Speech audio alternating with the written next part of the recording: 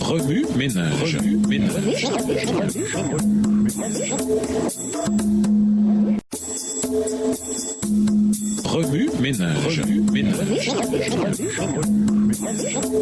Bienvenue à votre émission Remue ménage. Nous voilà à la leçon de lundi, le sauveur de Dunkerque. Lisons Apocalypse 5, verset 6. Apocalypse 5, le verset 6. Alors je vis au milieu du trône et des 4 êtres vivants, et au milieu des vieillards un agneau qui se tenait debout. Il semblait avoir été égorgé. Il avait 7 cornes et 7 yeux, qui sont les 7 esprits de Dieu envoyés par toute la terre. Oh, si tous pouvaient voir notre précieux sauveur tel qu'il est, un sauveur, puisse sa main lever le voile qui nous cache sa gloire. Cette scène le présente dans son lieu élevé et saint. Que voyons-nous? Notre sauveur, non dans une position de silence et d'inactivité, mais environné d'intelligence céleste, de chérubins, de séraphins et de myriades d'anges. Tous ces êtres célestes ont un but qui surpasse tous les autres, un but auquel ils vouent un intérêt intense. L'Église de Dieu dans un monde de corruption. Toutes ces armées sont au service du Prince du ciel. Elles exaltent l'agneau de Dieu qui ôte les péchés du monde. Elles œuvrent pour le Christ sous sa direction, afin de sauver parfaitement tous ceux qui le cherchent et croient en lui. Ces intelligences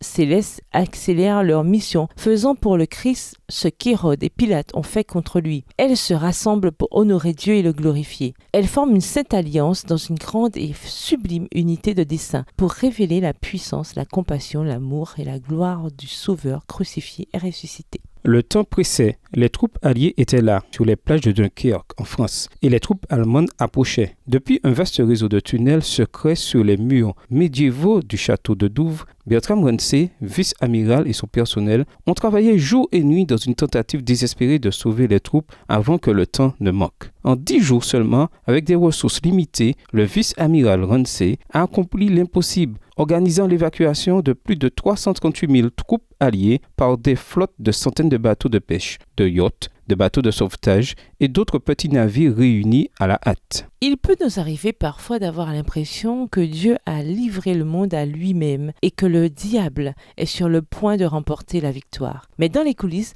Jésus travaille inlassablement sur la plus grande mission de sauvetage dans l'histoire de l'univers. Toutes les ressources du ciel sont focalisées sur une seule chose, le peuple de Dieu. Rien d'étonnant alors à ce que les anges s'écrient « À celui qui siège sur le trône et à l'agneau soit la louange, l'honneur, la gloire et la puissance pour toujours. » Apocalypse 5, le verset 13. Remue ménage, de quelle façon le sanctuaire terrestre nous aide-t-il à comprendre ce que Jésus fait actuellement pour nous? Nous savons ce que Jésus fait dans le sanctuaire céleste. Quel impact cela a-t-il sur notre vie quotidienne? Au revoir. Et à demain si Dieu veut.